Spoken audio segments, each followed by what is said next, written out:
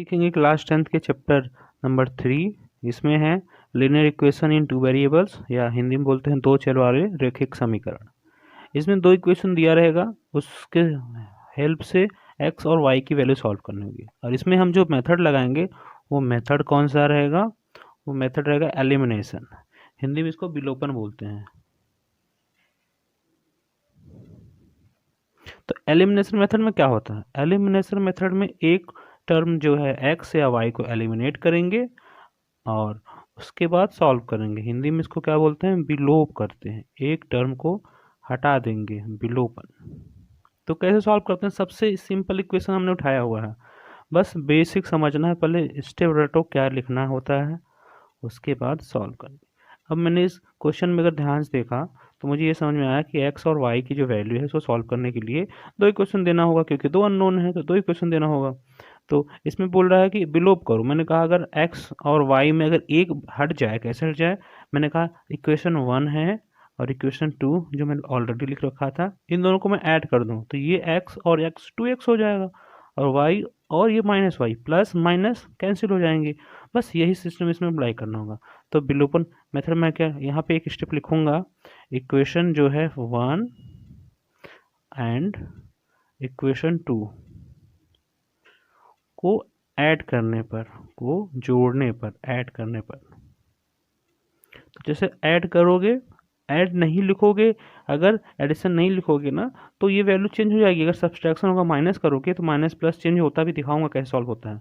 तो ऐड करना है तो क्या लिख जाएगा? ये ऐड कर दिया मैंने, x और x 2x हो गया, और x और y और प्लस के y माइनस का y जोड़ने पे क्या हो गए?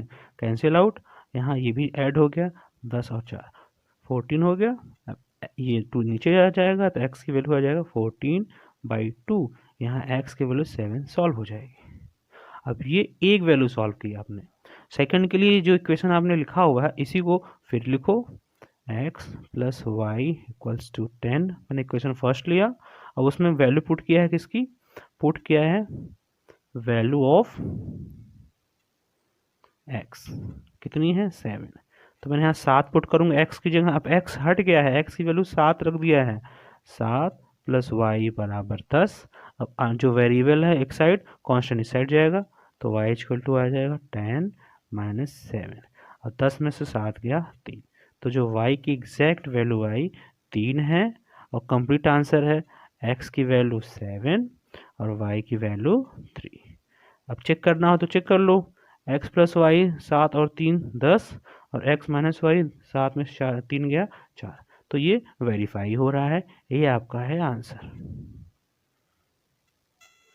अब ये दूसरा क्वेश्चन मैंने सॉल्व करने की कोशिश करूंगा, और लिखा हुआ है मैंने, देखो क्या बोल रहा है कि x प्लस वाई 10 है और 2x माइनस 3y वाई है। मैंने क्या कहा, मुझे कौन सा मेथड लगाना है? तो इसमें अपने को लगाना है एलिमिनेशन करना है, तो एलिमिनेट करना है।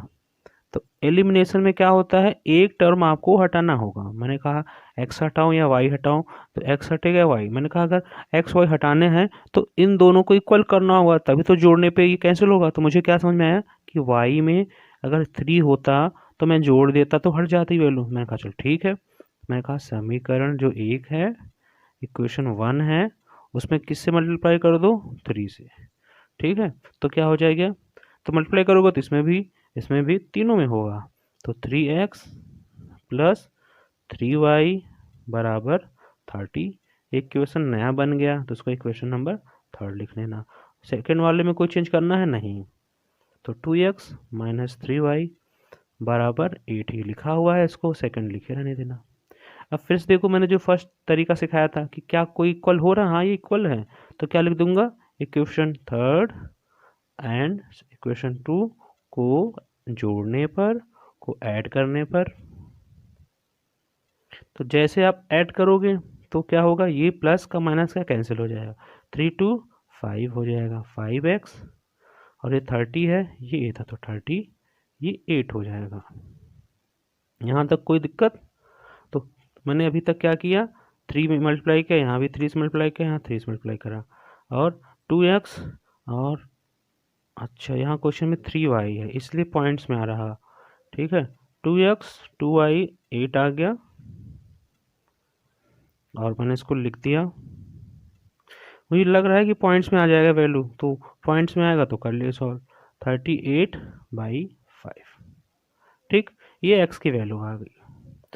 बाकी क्वेश्चन में कई बार ये अगर 38 ना के 40 होता है तो कैंसिल हो जाता है, नहीं कैंसिल होगा तो ये भी आंसर है। या अगर बोले नहीं हाँ सॉल्व करके बताओ तो वो भी जो फ्रैक्शन में आ जाता है डिवाइड करने पे, इसको डिवाइड करने पे जो आता है वो आंसर है। तो मैंने कहा फ्रैक्शन में ही लिखते हैं, पॉइंट्स में नहीं लिखते हैं।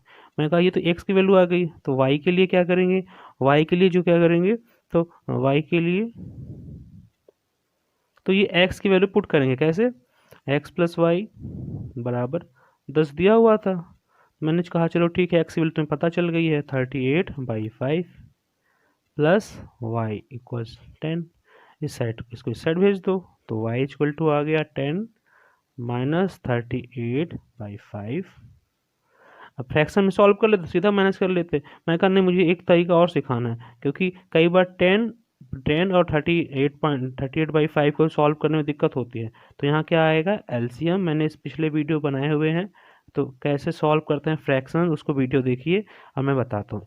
1 और 5 का एलसीएम ले लोगे तो 5 आएगा, और फिर क्या करते हैं, ऊपर वाली वैल्यू नोट कर ली जाती है, और फिर 1 से डिवाइड करो 5 को, कितनी बार में जाएगा, 5 बार में। तो यहाँ 5 का मल्टीप्लाई माइनस 38 लिख लो और इंटू लगाओ, 5 से 5 में डिवाइड करो, कितनी बार जाएगा, 1 बार में।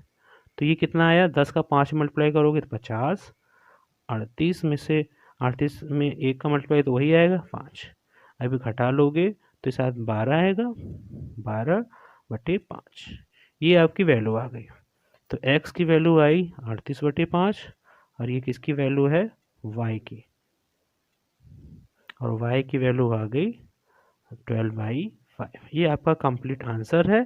फ्रैक्शन में दे तो सॉल्व कर लेना, नहीं तो ये जो है फ्रैक्शन में तो है ही, पॉइंट्स में दे तो सॉल्व कर लेना।